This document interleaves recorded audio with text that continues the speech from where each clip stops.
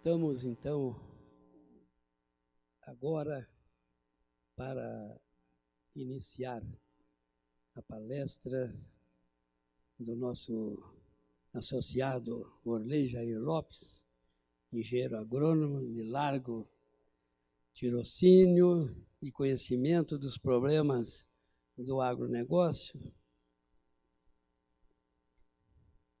Nosso grande amigo, nosso grande conhecido já de longa data, de tempos passados, quando nós militávamos na diretoria do CREA. Então, com vocês, o engenheiro agrônomo Orley Jair Lopes. Muito obrigado. Boa tarde.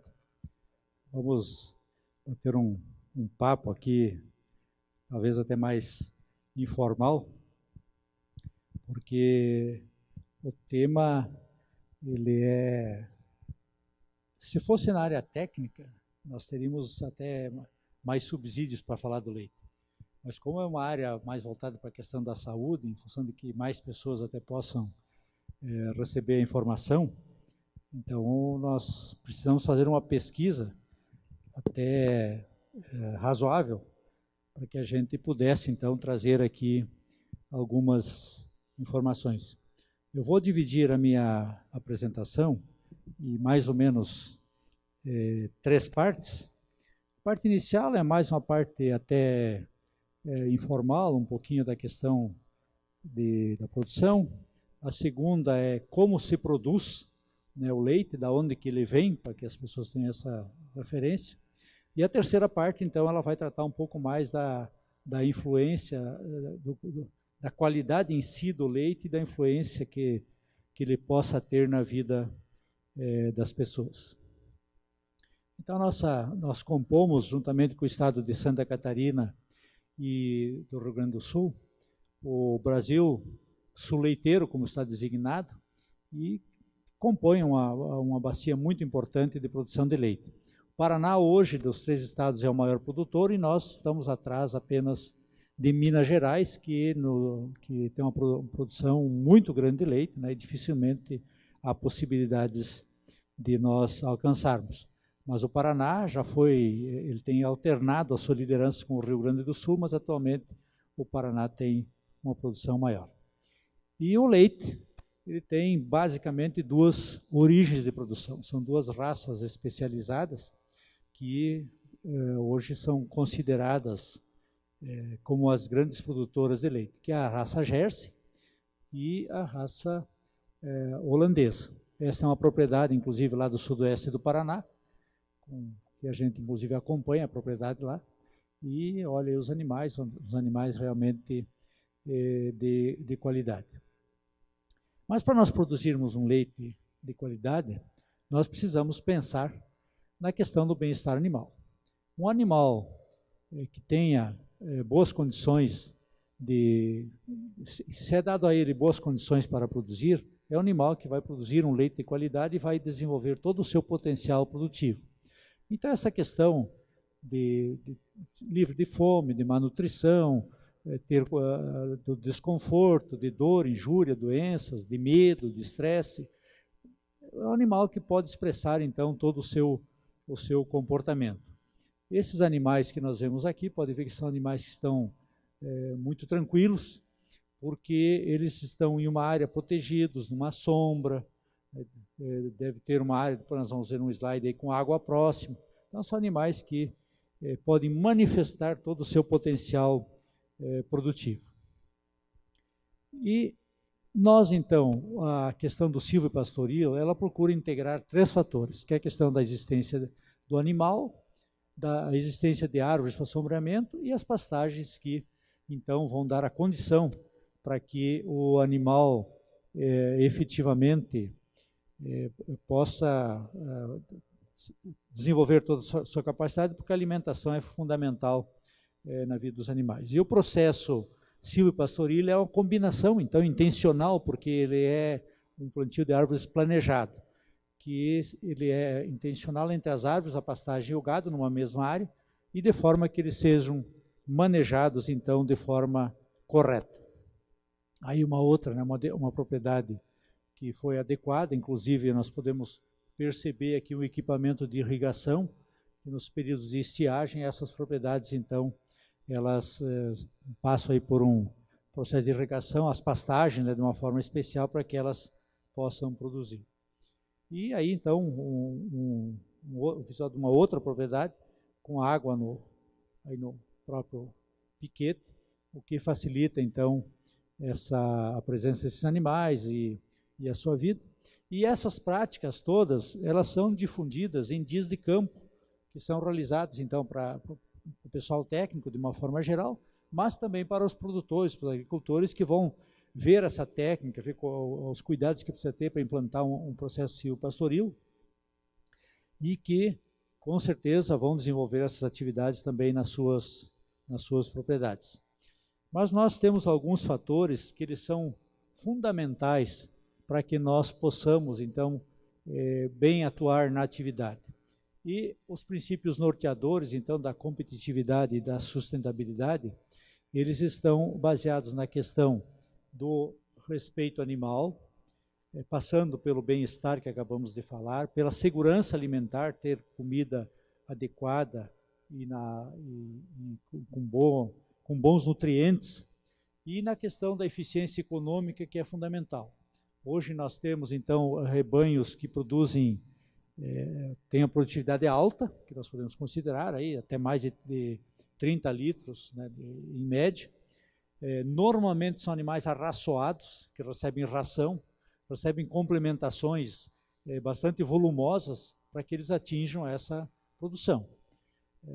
A nossa região, de uma forma geral, a produtividade está em torno aí de 15 a 20 litros, os animais que têm uma produção melhor, mas o nosso sistema é um sistema de produção de leite a pasto. Então, são animais que praticamente não recebem ração. O custo daquelas áreas onde a produtividade é alta é muito alto, e a margem, às vezes, é pequena. No nosso caso, embora a produtividade seja baixa, a margem, às vezes, é maior do que em outras propriedades.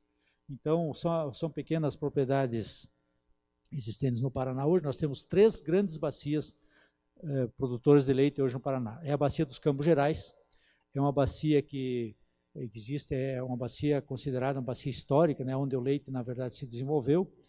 Ela hoje tem um patamar de produção e de raças e de tecnologia muito elevado, mas ele atingiu o seu patamar. Estão mantendo os seus níveis de produção, eles não têm mais muito como crescer. As 2 outras regiões produtoras é a região oeste, que é a região aí pega Cascavel, Toledo, mais Chaganor, Rondon, aquela região, formando aí uma grande bacia de todos aqueles municípios da região. E a terceira bacia é a bacia do sudoeste do Paraná, composta por 42 municípios. Os Campos Gerais, até o ano aí de 2010, 2012, eles eram a maior bacia produtora de leite do estado do Paraná. No entanto, as outras regiões cresceram muito, se especializaram, formaram pessoal, tanto pessoal técnico, profissionais, quanto os agricultores, e cresceram muito, e passaram a liderar, então, a produção de leite no estado do Paraná. Atualmente, nos últimos anos, as regiões oeste e sudoeste têm se alternado na liderança. Nesse último ano, segundo dados do DERAL, que é o Departamento de Economia Rural, da Secretaria de Agricultura, que faz as estatísticas oficiais, a região sudoeste produziu 1.213 bilhões de litros de leite, e ela é a líder. E às vezes se alterna com a região oeste. Então, é uma região que tem hoje um potencial enorme de produção, para crescer muito na produção, melhorando a tecnologia de alimentação e mesmo de rebanho e de manejo. E para a economia regional, ela é fundamental. Imaginem que nos municípios, um valor desse, que representa em torno de 100 milhões de reais circulando na mão dos agricultores, diretamente. Se considerarmos a R$1 o litro de leite, que é mais ou menos o que o produtor está recebendo, um pouquinho mais, essa época um pouquinho menos, mas é isso. Mas isso diretamente do leite. No entanto, essa economia, ela tem todo um fluxo em torno dela, que são os alimentos que são comprados, as rações, os insumos, as vacinas, a assistência técnica, o acompanhamento do pessoal, a mão de obra que é envolvida. Então, vejo que na verdade, esse 1 bilhão que nós estamos falando, ele se multiplica aí por 4 ou 5 vezes em circulação de dinheiro, enfim, né, de recurso que circula, e isso vai parar aonde? Vai para o comércio, vai para o mercado, vai para as empresas, né, e circula na região. E, finalmente, então, a questão, né, do benefício social, que é uma questão que a gente sempre tem que ter presente. Então, na verdade, se nós formos analisar no aspecto do benefício social, hoje os produtores de leite estão contribuindo muito com a própria controle da inflação, permitindo a alimentação de pessoas de melhor renda, porque todos sabem que quanto custa, se nós formos pensar hoje, quanto custa 1 litro de água? Hoje 1 litro de água, se nós, dependendo do que nós vamos comprar aí, é 4, 5 reais, né? Uma garrafinha dessas aqui hoje mesmo que seja no mercado, é capaz de custar 2 reais, né? Então vejam que o leite realmente é um produto extremamente barato pela função que ele exerce hoje na alimentação. Este quadro que a gente apresenta aqui, ele é baseado no Ayrton Spies, ele é da EPAGRE de Santa Catarina, era até recentemente secretário da Agricultura do Estado, não sei se está por lá ainda. Mas na questão então nós temos aí uma grande estrela nessa nossa conversa, né?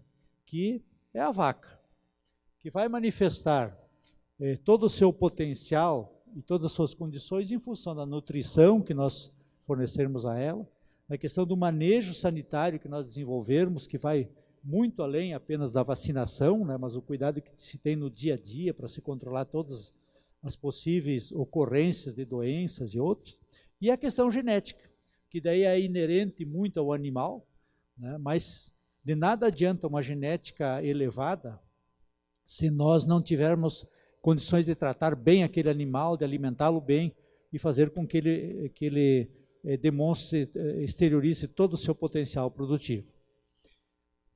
Então, nós vamos passar um pouquinho agora para falar um pouquinho da questão da qualidade do leite. O leite compõe uma cadeia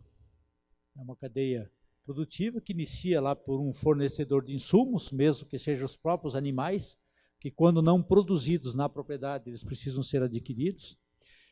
Passa pelo produtor, então, de leite, né? Esse produto vai para a indústria, que faz a sua transformação em diferentes produtos, nós veremos um pouco mais à frente, e vai para o sistema de distribuição e finalmente chega, então, ao consumidor. Falando um pouquinho da questão dos componentes do leite, nós temos alguns componentes básicos, que é a questão da gordura. Ela atua como fonte energética, então um transportador das vitaminas lipossolúveis do nosso próprio corpo. A questão da lactose, que é um açúcar, na verdade, e tem uma fermentação lenta dentro do organismo, e que muitas pessoas apresentam problemas da lactose pela uma deficiência do seu organismo por não conter uma enzima chamada lactase, que desdobra o açúcar. Grande parte das pessoas que têm problemas com a lactose há problemas genéticos que impedem realmente a pessoa tomar leite. Alguns adquirem essa dificuldade já ainda jovens, né? Quando crianças, todos nós nos amamentamos, mas depois o leite de vaca tem uns componentes diferentes.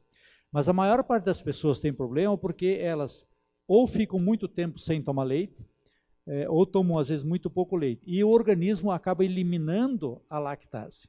Então, quando a pessoa vai tomar leite, ela se sente mal, ela tem problema de diarreia, ela tem uma série de problemas porque o organismo dela não contém mais a lactose, a lactase que desdobraria a lactose. A maior parte das pessoas, se insistirem um pouco e continuar tomando leite ou tomando alguns derivados do leite, essa enzima ela vai novamente retornar ao organismo e a pessoa vai poder consumir normalmente. Então, hoje já existem produtos aí que, na verdade, dizem leite sem lactose. O leite não é sem lactose. O leite tem lactose, só que é colocada a lactase que neutraliza. Então, na verdade, está lá, mas é neutralizado. Está acenando, está tá captando aí a ideia, está concordando. Que bom, que legal. Se tiver alguma questão para interferir também, por favor.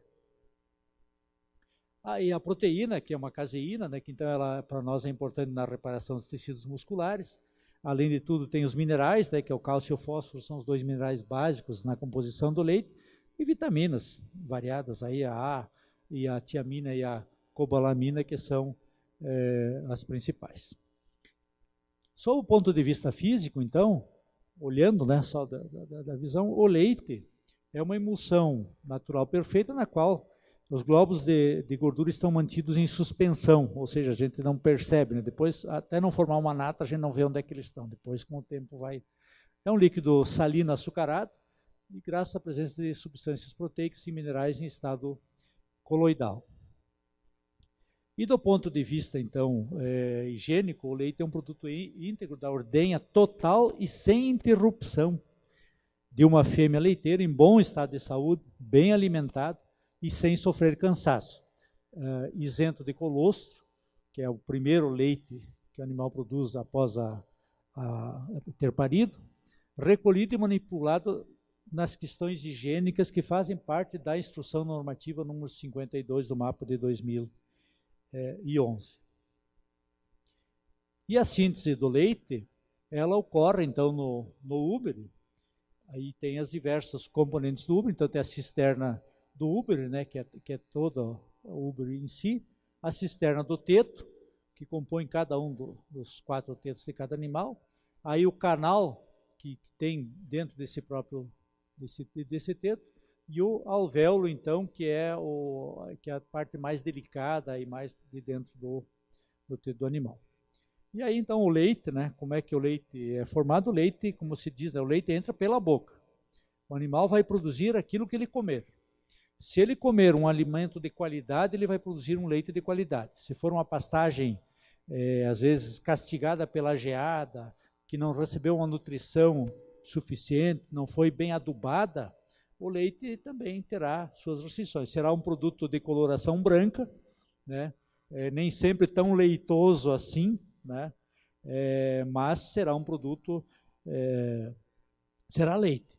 Agora, o animal bem alimentado, ele vai produzir um leite de qualidade e com os componentes que o organismo do animal pode produzir. Então, o alimento entra pela boca, vai para o estômago. Os ruminantes, no caso dos bovinos, têm 4 estômagos, né, onde eles fazem toda a ruminação e transformam os ingredientes que chegam, né, além de ir para o estômago e retornar para serem novamente digeridos, passam pelo intestino, e nesse intestino, então, as vilosidades do intestino, pela circulação do sangue venoso e arterial, acabam produzindo, então, nas glândulas mamárias o leite. Para se ter uma ideia, para a produção de leite é circulado mais de 400 litros de sangue por dia no úbere de um animal para a produção do leite que tem todo dia. E a composição básica do leite, então, ele vejam bem, 87%, mais de 87% do leite, em média, é água. Então, por isso que o leite em pó, se nós desidratarmos o leite, né, sobra muito pouca coisa. E além disso, tem então os sólidos totais, né, que é 12,5% do leite, que é composto basicamente de gordura, a lactose, a proteína e as cinzas, que é aí na faixa de 8,5% a 9,5%, dependendo um pouco do animal e até sendo influenciado um pouco pela própria raça do animal. Os componentes, então, do leite, a água está já 87%, gordura de 3,5% a 4,5%, dependendo da alimentação e da raça do animal também. A lactose, que varia de 4,7% a 5,2%, as proteínas de 3,4% a 3,6%, e as cinzas, então, que é aí um percentual abaixo de 1%.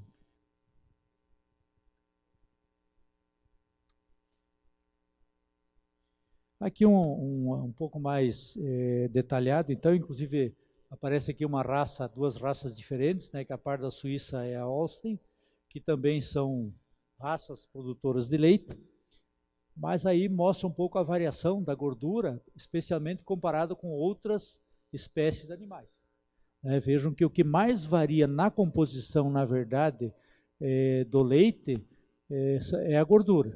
Os outros aqui tem uma variação até um pouco semelhante, né? A da ovelha tem um pouco mais de proteína, aqui praticamente o leite humano tem mais lactose, né? Aqui um pouquinho mais a ovelha também, e aqui a coelha com um elevado teor de gordura, né? No leite, também bastante proteína, mas isso é mais uma curiosidade aí para que a gente saiba essa diferença, né, entre os bovinos e as demais espécies. E a gordura, né, dá para perceber aqui, é o componente mais variável que tem, então, na composição do leite. A influência, então, na quantidade, o que influi na quantidade do leite produzido? A raça, por exemplo, a raça holandesa, ela tem uma tendência de ter um nível inferior de gordura, comparada com a raça Jersey, que tem uma produtividade. A holandesa normalmente tem uma produtividade muito maior que a Jersey e um teor de gordura menor. Então a Jersey produz menos leite, mas um teor de gordura mais elevado, por isso, dependendo da finalidade, se você deseja retirar os subprodutos que vêm da gordura do leite, então a raça mais recomendada seria até a raça Jersey. Então, essa questão mais do indivíduo, né? Número de partos, na medida em que o animal vai tendo uma certa idade, ele vai reduzindo a produção de leite. As condições de trabalho do animal, hoje, o deslocamento do animal, por exemplo, numa propriedade, ele exige um gasto de energia. Então, às vezes, o animal, para ir beber, ele tem que ir muito longe. Para comer, ele precisa ir longe. Tem locais às vezes, com dificuldade de acesso. E tudo isso influi, então, na produção e produtividade do animal. A questão da ordenha e do leite retido, então, a ordenha, as condições de ordenha, os horários das ordenhas, e aquela questão do leite, a ordenha ininterrupta, que faz com que você esgote totalmente a vaca, elas são fundamentais para manter a capacidade produtiva do animal. Então, se o leite é tirado tira um pouco agora, deixa um pouco e tal, a tendência do animal é muito rapidamente reduzir a sua produção. As condições atmosféricas e de clima, é evidente que se o calor é muito alto, o animal sofre, ele acaba gastando energia para manter o seu corpo, perdendo, né, energia, e com isso ele consome. Se chove, o animal precisa se aquecer, então ele também tem uma tendência de ter uma produtividade menor. E então a relação a questão da idade do animal, né, e do tempo em que ele está em produção. Então, após 6 anos, em alguns casos até 8, inicia-se a redução da produção de leite. E o animal chega ao fim da sua vida útil como produtor de leite, aí em torno dos 12, 14 anos, depende um pouco isso da própria raça do animal mesmo. E quanto ao teor de gordura, então, nós temos aí conforme os tipos de leite existentes hoje, nós temos um leite integral, que logo para frente nós vamos falar um pouquinho, que a gordura fica em torno de 3,5. Um leite padronizado, que então é um leite que ela é sempre corrigida para 3%, ou seja, se ele não tem a quantidade, é adicionada gordura, e se ele tem um teor maior, é retirada a gordura. Um leite magro, que é menor, é maior que 2, fica entre 2% e 3%. Um leite desnatado, que é menor que 2%. Um leite recombinado, que então ele vem de um creme, mais um pouco de leite em pó e mais uma percentagem de água.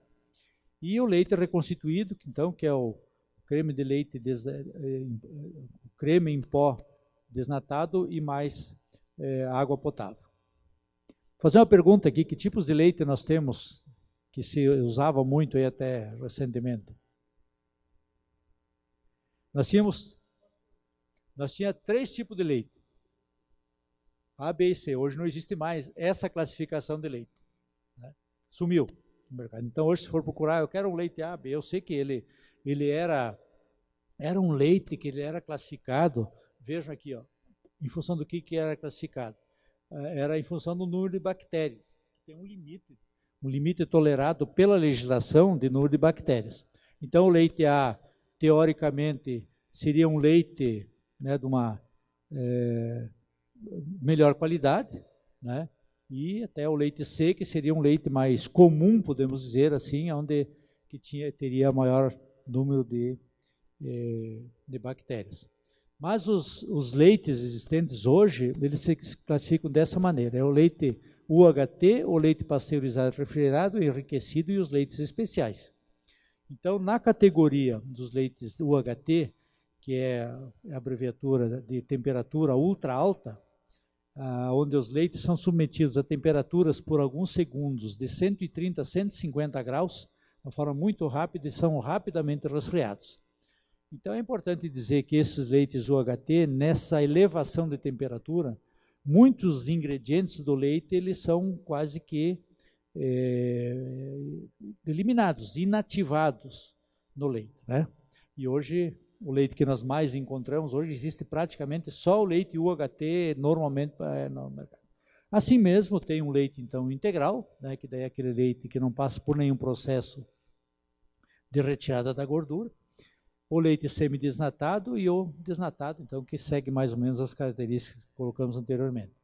O leite pasteurizado e refrigerado então, é o leite integral, é um leite barriga mole, que ainda existe, né, em algumas localidades.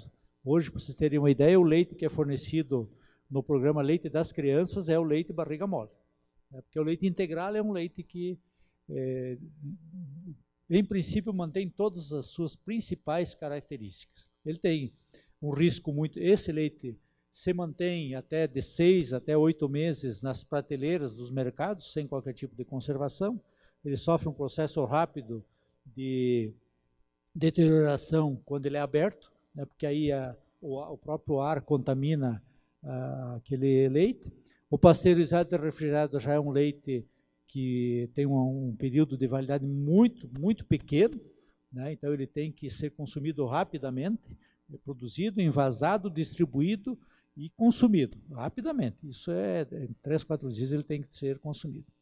Aí os leites enriquecidos, que começam a aparecer já tem normalmente com preço mais elevado, mas são destinados a pessoas que têm algum tipo de deficiência, especialmente com relação à vitamina D, e a vitamina D, as pessoas que têm a maior deficiência de vitamina D, que fazem exames e constatam isso, elas não sabem que a deficiência de vitamina D é pela falta de sol.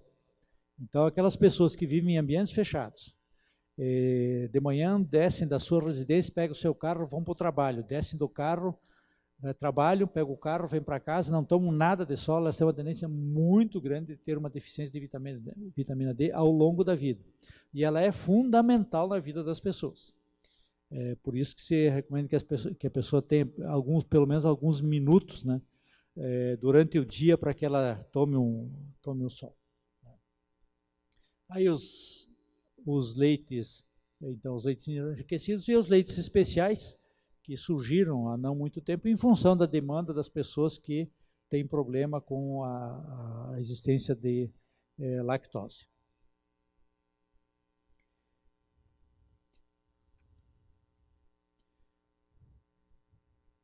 As principais características, então, físico-químicas do leite, segundo o regulamento de inspeção dos produtos de origem animal, são essas que nós mostramos aqui, né? Um leite que deve apresentar um teor mínimo de 3% de gordura, acidez de graus Dornick de 15 a 20, uma densidade a 15 graus entre 1,28 e 1,33, lactose mínima é 4,3, vejam que a lactose é um componente natural do leite, né? Ele não é causado por qualquer questão que se coloque no leite. Um extrato seco no mínimo de 11,5, extrato desengordurado mínimo de 8,5 e um índice crioscópico de menos de 0,53 no máximo 0,55. Esse índice ele mede a quantidade de água no leite. Então por isso que quem recolhe leite vai lá, faz uma as amostragens, eles fazem as medições e já detectam se aquele leite foi adicionado à água, porque não há um leite aguado, somente se alguém colocar água nesse leite. Nós vimos alguma coisa já da composição, né, do leite em termos de percentuais, as variações possíveis, as caseínas, né, que então compõem o leite, elas aparecem em estado coloidal, né, na forma de micelas, e as proteínas do soro, que então estão dissolvidas aí no produto. Mais alguma coisa, então, aqui da cadeia do leite, né, que se inicia a produção com a ordenha dos animais, um processo de armazenamento e transporte. Hoje existem, na maior parte das propriedades, os resfriadores de leite com capacidades variadas, né? Aí, a partir de 300 litros, porque em quantidades inferiores quase não compensa, então ele é recolhido diretamente, né? É colocado em freezers para conservação, 300, 500 litros, ou aí maiores, onde as produções são maiores, então resfriadores de tamanho grande. Então esse leite, após a ordenha, ele é normalmente armazenado nas propriedades e depois transportado, praticamente todo ele com caminhões de transporte normal, refrigerados, né? E ele vai então para as usinas, onde ele vai sofrer o processo de beneficiamento, sofrer um processo térmico, e vai para o invase ou para a fabricação, então, dos derivados, né, que podem ser os mais variados. Vamos ver à frente um pouco do que é possível. Esses mesmos derivados, após o invase, então, eles são transportados e vão para o comércio, ou na forma de leite, quando há o invase, ou na forma, então, dos derivados. Nós vimos falar muito dessa questão da qualidade do leite. Quando se fala em qualidade do leite, se conhece aí, inclusive há não muito tempo, né, os famosos fraudes ou adulterações no leite. Então, as fraudes são aquelas questões em que é leite, mas se usa determinados produtos para que ele não perca se mantenha por mais tempo, seja transportado e tal. E as adulterações é quando tenta se fabricar leite, né? Isso tem muitos que usam de processos, todos eles prejudiciais, especialmente para o organismo das pessoas, quando ocorrem essas adulterações, são bem preocupantes. Nós temos, felizmente no Paraná não tivemos problemas nos últimos anos, o Rio Grande do Sul teve problemas sérios, e o sistema de fiscalização e acompanhamento dos laticínios em geral, de exigências, inclusive com relação à própria sanidade dos animais, ela tem sido muito rigorosa. Então, no Paraná, felizmente, nós não temos tido esses... Desculpe. Porque se tenta fabricar o leite, na verdade, você pega a formulação básica do leite, aí se acrescenta determinados produtos, cal e tal, aí você põe soda para equilibrar uma coisa ou outra e é passado aquilo para frente para as pessoas como se fosse leite. São adulterações, se altera completamente. A água também. Aí você põe água e você põe um produto para fazer daquilo, para aumentar o volume. Olá, tudo bem? Então, essa é uma questão. Então, aí a qualidade do leite, então, em programas de qualidade do leite, um dos fatores mais importantes que nós temos é a preocupação com preservar os valores nutritivos do alimento, né? E impedir que micro-organismos contaminem o produto, quer seja na composição do produto, na aparência do produto e principalmente na questão do sabor. Então, no planejamento de uma propriedade leiteira, a água, ela é um insumo fundamental, porque a água usada desde a lavagem dos equipamentos, a lavagem das mãos do próprio operador e das próprias instalações, para que se mantenha uma qualidade, uma condição higiênica, ela é fundamental. Então, a água de má qualidade, por si só, ela já é um contaminante microbiológico e pode causar a mastite, contaminar os equipamentos da ordenha, né, e os equipamentos de refrigeração também. Então, na qualidade do leite, né, nós já saímos dessa fase aqui em que o leite era entregue dessa forma, né, era recolhido nas propriedades em tarros, né, mais antigos, em vasilhas pouco adequadas, ou às vezes até dessa maneira. Né. Depois tinha que se resolver, tentar fazer um leite lá na usina. Aqui um animal sendo ordenhado, então, né, uma forma racional, com um poço aqui, onde o próprio operador, a imagem não está tão clara, mas o operador numa condição até ergonométrica favorável, que ele fica trabalhando em pé, né, permitindo então que ele consiga fazer um bom trabalho. Além disso, nós temos também outras situações, ali que nós vimos dos animais, que às vezes passam por situações, né, em períodos chuvosos, que às vezes o animal não tem um local adequado onde ele possa permanecer, mas o cuidado que tem que se ter, né, com o equipamento de ordenha de uma maneira toda especial, a lavagem do equipamento, hoje tem processos especiais para fazer essa higienização, e evitando então essa possibilidade de transmissão de doença, seja do ambiente ou do próprio equipamento. Na questão das células somáticas, então, a mastite talvez é um dos grandes problemas hoje dos rebanhos. É um processo inflamatório do útero do animal, que se transmite muito pelo ambiente onde o animal está, pelo local onde ele permanece e pelo fato de outros animais até estarem no mesmo local, então que vai havendo uma contaminação. Tem controle através de medicamentos, né? É um controle complicado. Há risco sempre do animal acabar perdendo aquele teto, ele pode ter um só, porque há uma divisão perfeita no útero da vaca, não há comunicação de de cada uma dessas células que produzem o leite com as demais. Então, cada teto é independente. Então, ele pode ter uma contaminação num desses alvéolos e os outros 3 está perfeito.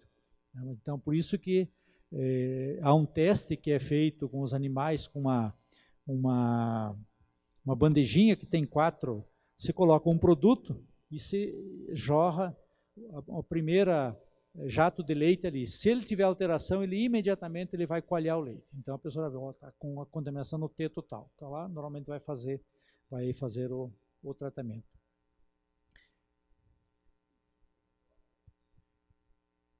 É anti-inflamatório, porque são células que causam uma inflamação no útero. Uma das principais mudanças que a mastite causa no leite é aumento no número de células somáticas. Né? E essas células são estruturas de defesa do organismo, então o próprio organismo tenta combater estas células, às vezes consegue controlar, mas nem sempre. Então aqui está um pouco os limites, hoje permitidos pela legislação, para que na contagem de células, não é que não possa ter, mas sim existem alguns limites. E aí então a instrução normativa 62, que é a que estabelece os parâmetros para cada tipo de leite. E ela vem evoluindo de ano a ano, né? Pode verificar aqui que ela foi, desde de 2008, que a legislação vem prevendo melhorias gradativas a cada ano. Agora nós estamos aqui já a partir de 2016, a contagem de células somáticas permitida é 400 mil por ml de leite. Então, restringiu bastante. Hoje, há um acompanhamento de parte dos laticínios, muito leite sendo descartado por causa da questão dessa contaminação. E essa exigência está sendo bem séria. E a contagem de bacteriana total também vem havendo uma redução, de forma que se tenha, então, um produto de qualidade. Não é permitido resíduos de antibióticos e nem inibidores no leite. Então, alguns produtores arriscam usar, mas quando é feita uma análise que é feita por amostragem e periodicamente, e constatado isso, o leite precisa ser descartado. Então, só para nós aqui finalizarmos essa questão da qualidade do leite, né? Então, um leite de qualidade, ele deve ter ausência de antibióticos, baixa contagem bacteriana total, baixa contagem de células somáticas, sabor, cheiro e cor adequados, característicos, e uma composição adequada, tanto de proteínas, gorduras e os outros elementos, né, sendo conservado na temperatura adequada para que ele mantenha, então, as suas qualidades.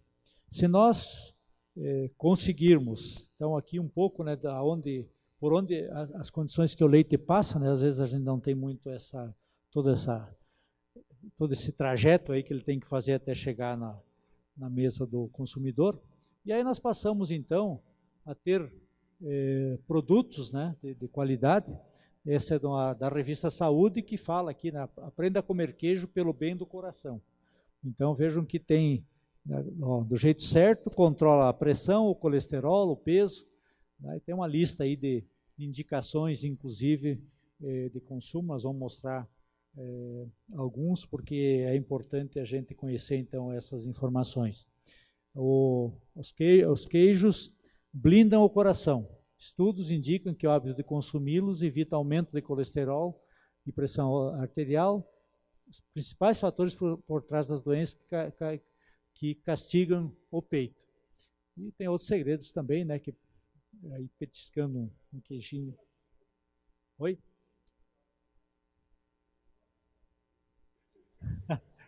Pode aumentar a cota de queijo. Pode aumentar.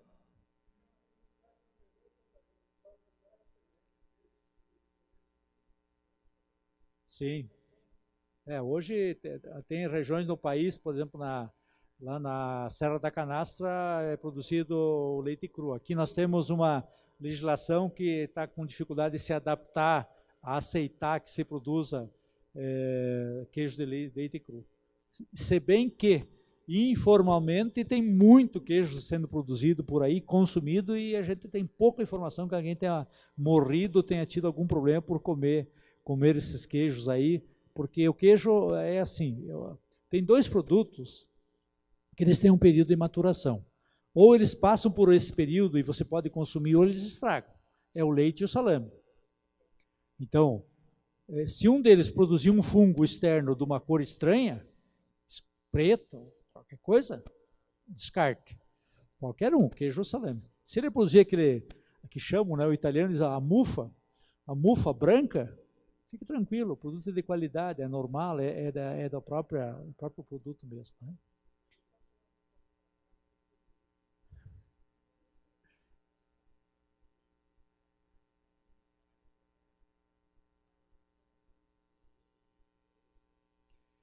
De leite, não eu desconheço, mas de queijo, sim.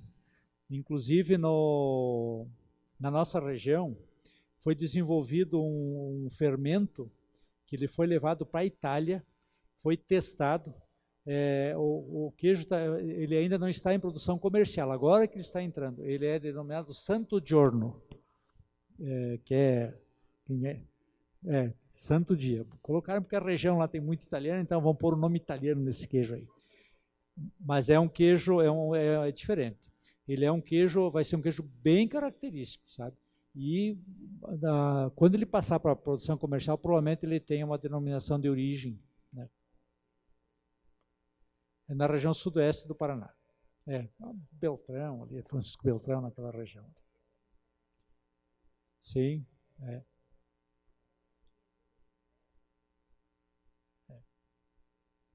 isso mesmo. Então aí também nós temos outros produtos, né? A questão do iogurte. Então aqui alguns tipos de iogurte mais natural, com probiótico, né, com frutas, uma série de produtos aí, né? E aí, aqui mais, né, para as mulheres, então, que os queijos, eles barram a endometriose. Pesquisadores de Harvard sugerem que leite e derivados ajudam a afastar o problema que atrapalha a vida de muitas mulheres.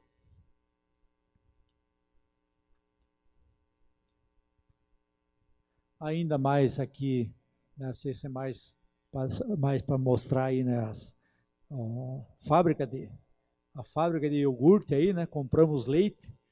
Então é interessante a gente ver essas imagens que aparecem por aí. Aqui um pouquinho, né, das variedades de queijo, vejam que ela é bem vasta, inclusive com algumas recomendações, isso é de uma revista Saúde que foi retirado. Vejam aí que é o ranking dos queijos, né, se você quer comer todo dia, tem aqui alguns queijos que podem ser consumidos todo dia, né, cottage, mussarela, ricota, Minas Frescal. Aqui já uns queijos um pouco mais elaborados, que você já não deve consumir tanto, né, 2 vezes por semana, um camembert, um provolone, o próprio queijo prato, aqui um Gouda, e um brie ou um queijo suíço, e assim um consumo eventual, né, porque são queijos que já são queijos de sabor, são queijos mais fortes e que nem todos conseguem consumir, mas é queijo para se normalmente degustar mais com um bom acompanhamento de um vinho ou de um outro produto, que é o parmesão, o roquefort, o gorgonzola, o cheddar e o gruyère. Então são os queijos aí bem essenciais. Mas aí nós temos um rol de produtos que nós nem sempre lembramos, né? De produtos que são originários do leite e que estão em ou nas nossas mesas, ou nos mercados, ou em algum lugar aí de consumo, né?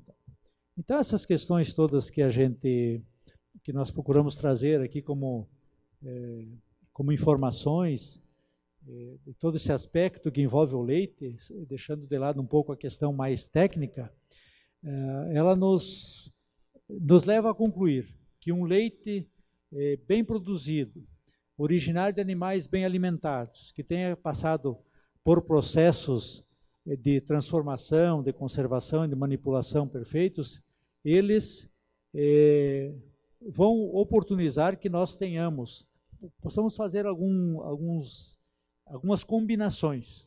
Uma combinação importante que vocês sabem é um bom queijo com um bom salame e com um bom vinho. Então, dessa forma, eu encerro aqui a minha explanação, desejando isso a vocês aqui, que tenham isso para o próximo ano, e um bom ano de 2018 a todos. Muito obrigado.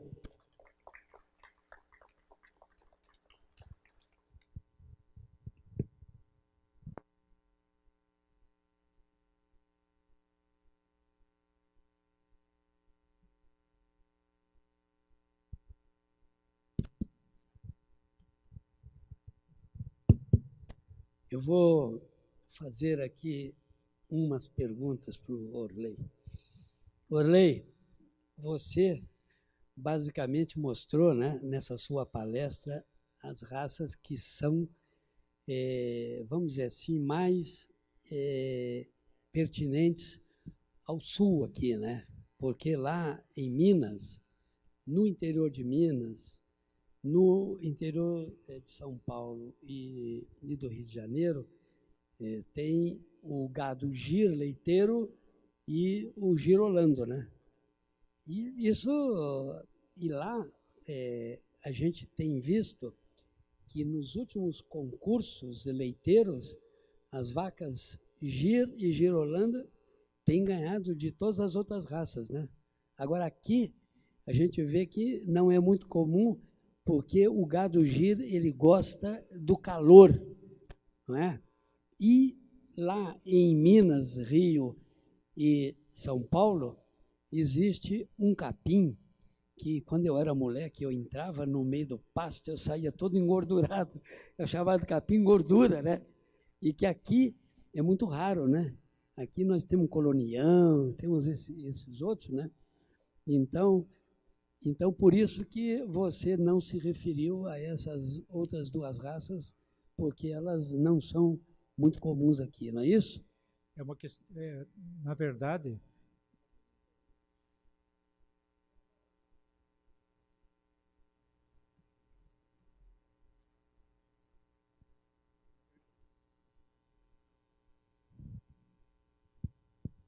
Na verdade, a questão climática ela é fundamental, para os dois fatores.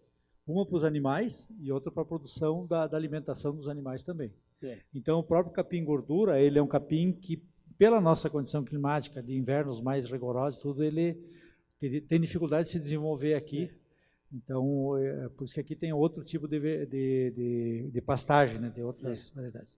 E os animais, a gente sabe que nessas regiões mais quentes um pouco, eles se adaptam muito bem e realmente a melhoria genética que tem sido feita ao longo dos anos, através dos cruzamentos das raças leiteiras com as raças zebuínas, que produz o girolando, que produz outras raças que você falou, o gir leiteiro e outras, elas realmente têm se aperfeiçoado muito e tendo produtividades muito boas em condições boas de alimentação e de manejo, chegando a competir, evidente, até com raças mais especializadas, porque tanto a Jersey quanto a holandesa são raças altamente especializadas e para leite, não são animais para carne. Já o gir, ele é um animal, é um zebuíno que vem de um outro clima, de uma outra origem, e ele é um produtor de carne. Então ele já tem uma estrutura maior, né, corporal maior, e a vantagem é que os próprios descendentes, quando machos, eles são aproveitados para a produção de carne também. As fêmeas vão para a reprodução e os machos, então, são aproveitados para a comercialização de carne. Depois, você falou dos 4 tetos da vaca, né? Na realidade, ela tem 5, né? Só que um é falhado sempre, né? Ela nunca dá leite nos 5 tetos, né?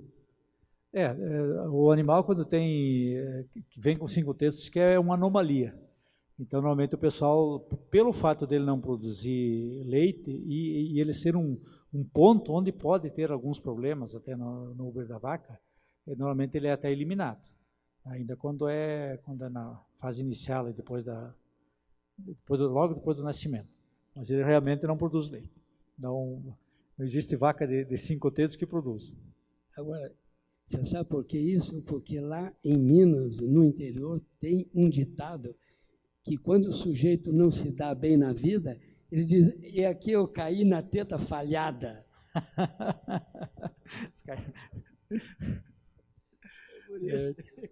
Tá certo. Então, era só isso aí, Olê. E meus parabéns aí pela palestra. Achei isso muito bom. Isso abre uma nova perspectiva dessas palestras que nós temos que, a partir de agora, a partir dessa 23ª Semana da Engenharia, nós temos que trazer. E como nós vamos, já fundamos, né, já criamos a Câmara Técnica do Agronegócio, cujo presidente vai ser o Eugênio Stefanello, que ontem deu uma palestra aqui. Você está convidado para fazer parte dessa Câmara aí, tá bom? Eu agradeço o convite para fazer parte da Câmara e quero agradecer de uma maneira toda especial ao Instituto de Engenharia do Paraná pela oportunidade que estão me dando e até, como dizer assim, por me fazer eu ir pesquisar um pouco e buscar mais informações de uma área que às vezes a gente trabalha, mas que a gente não busca a informação tão detalhada porque não faz parte do nosso dia a dia. E com certeza essa integração entre as engenharias, ela permite que a gente troque muitas experiências e inclusive aprenda muito também das outras áreas. Muito obrigado, Lacerda, obrigado aos que nos assistiram. Desculpe, temos mais uma... Tem uma perguntinha que eu gostaria de saber. Há muito tempo que eu estou curioso de saber. O pessoal que cria gado, eles têm, assim, não gostam de vaca e preferem o boi para poder abater. E a questão de abate, tem diferença nesse negócio de criação? Vaca ou boi? Não, para abate tem diferença. Normalmente, como a vaca tem o percentual de carne de uma fêmea é muito menor do que de um boi. Bem então, menor. É menor, porque ela tem toda, né, uma estrutura diferente do boi. Então, sempre para abate, o boi, até por a questão de engorda, e a vaca, por si só, ela produzindo leite, ela gasta muita energia, então ela precisa muito mais alimento para produzir a mesma quantidade de carne. Então os fazendeiros têm diferença, eles criam vaca e outros só para criar boi? Normalmente quando é para abate, a preferência é por boi. As vacas são as matrizes, elas são para produzir os filhotes que daí vão ser... Pois é, mas aí nasce meio a meio, né? Não nasce, né? O percentual que se considera meio a meio, assim, é uma expectativa. Então, não fazer, exterminar as vacas ou o boi para matar? Mas aí como é que vamos criar os boi? Pois é. Como é que vamos criar os boi sem as vacas? Não. Procriar. Ah, sim. Não, mas hoje existe já a própria inseminação que ela é sexada. Ela é sexada, então já se é para animal de reprodução para abate, o animal já é a tendência de que ele seja já criado um macho. Ok? Ulisses, só rapidinho, a diferença do leite de cabra, o leite... Você falou muito do bovino, mas os outros leites que a gente vê muito aí, leite de queijo de búfala, não sei o quê, tem uma diferença real na composição? Ele tem uma composição variada do leite de vaca, especialmente com relação às proteínas. Então, por exemplo, uma pessoa que vai consumir um leite às vezes o leite de cabra não tem, pode ter um teor de lactose, por exemplo, que às vezes é o problema da pessoa, mas ele tem um teor de proteína muito mais elevado do que os outros. Então, isso que tem que ter assim um certo cuidado.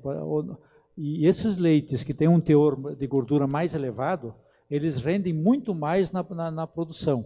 Embora os animais que produzem esse leite, eles produzem numa quantidade muito menor. Por exemplo, hoje qualquer um produto derivado de búfala, de leite de búfala, ele é um produto caro. Ele é caro, por quê? Porque a búfala produz pouco leite, então tem que ter umas quantas para produzir uma quantidade determinada de queijo, por exemplo, ou um outro subproduto. Ok? Legal? Muito obrigado então, pessoal. Muito obrigado, Lacerda.